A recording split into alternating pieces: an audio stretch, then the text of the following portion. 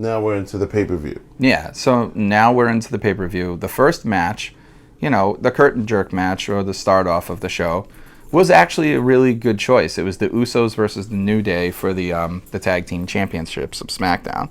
Mm-hmm. These two teams, they never have a bad showing. I can't think of one that they've had a bad showing. They're great dance partners. There you go. And the joke that we had going into watching this was, I wonder if WWE is gonna book this the same way they did Survivor Series, with the best match one ended up being the first opener. Right.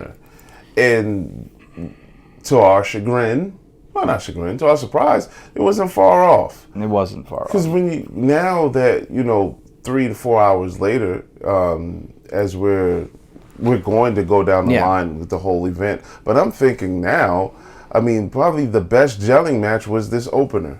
Yeah, absolutely. It was really, really good. It was exactly what you want from an opening match. You get the crowd hype, you get them woke up, you get, good wrestling.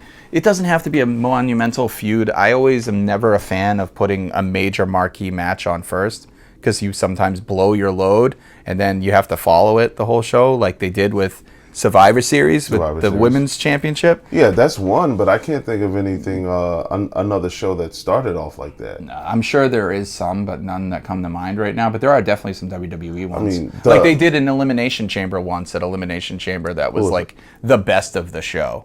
And then the second Elimination Chamber was like terrible. I think it was the one where Santino was the final at the end of the show, and at the beginning of the show you had like Edge to worm his way into the match by beating up Rey Mysterio and became the champ. Like that was a great way to start the show, but then the rest of the show never caught up to it. Like that happens sometimes when you have certain things.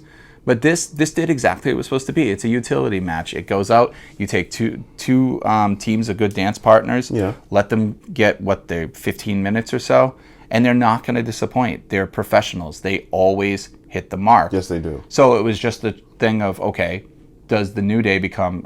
You told me that it would be their 12th time? Yep, it would have been the 12th. Jesus, I lost 2 title reigns. So the Usos are what, 8 or 9? 7 right now. I thought they were more than 7. Okay.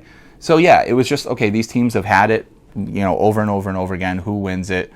And to me, it became the matter of, I said, well, do they need to put a chink in the bloodline right now this early? Well, they already have with the dismissal of Paul Heyman. Yeah. So why not keep him strong, and why not keep the title on? Yeah, exactly. And as the match was progressing, that's what I was thinking about. Yeah. So all right, we already know that Roman's not going to be here, and there's already turmoil in the sense that now the not the Advocate, but what was Paulie's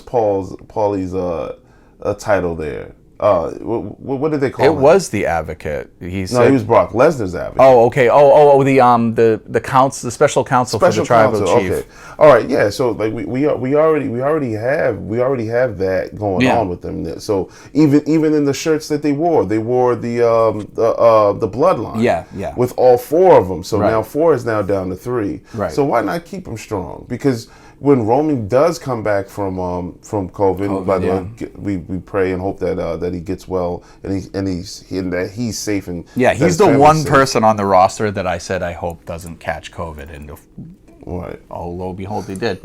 So when Roman does come back, I would like to see them at their peak strength now. Roman's the champion, right? Usos are the champion. Right, and to divert just a little bit from the match was really good, and we'll get into our rating in a few moments, but to divert from that, to give them their peak strength, that's where I would have Naomi beat Charlotte and come into the bloodline, and it would just be all champions. Absolutely, I think that would be great. That could be some good booking. Vince, listen. Yeah, seriously. Listen, you guys got that free from Smarktank Revolution. That's right. But yeah, like as you were saying, as I mentioned, actually, they're really good dance partners. Mm-hmm. All the moves look crisp. You have your great blend of creativity and athleticism, and it's a perfect match to set the tone. Right. If it can be followed correctly. Yeah, that's good thing you said. So, I was satisfied with the near falls in that match. Yeah. And I ranked it, a 2.5. 2.5, yep. But I call this one a 2.5 with a near fall because it was literally almost a 3 count. And I knew I was going to go back to this match when it ended. I said, I wonder if at the end of the night I'm going to say this is still a 2.5 and I elevate it to 3. So what I'm going to do is I'm elevating this to 3. I don't blame you. Okay. I am elevating this to 3. That's fair enough. I rated it a 2.5 as well, and on further retrospect, I am keeping it a 2.5 just because of something later. I definitely keep it a 2.5. It didn't disappoint. Set the tone that I would like to have followed, but we'll get there. You definitely shall. And again, our rating system it's completely bipolar. So, yeah. We can be prisoners of the moment when it happens, and then we can change it on retrospect. So you guys can expect that.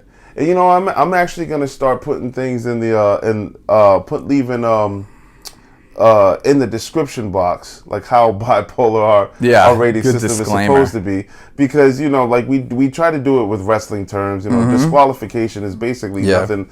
We're not rating it. I'm pretty sure there'll be count outs. Well, we'll come to something along the lines, but every now and then you'll hear a 4 count or a 5 count. Yeah. And in retrospect of those 4 counts, especially the one that I know you're calling right now, I would have to go back and rate it a 3.5 because just because of the outcome of tonight, I was like, damn.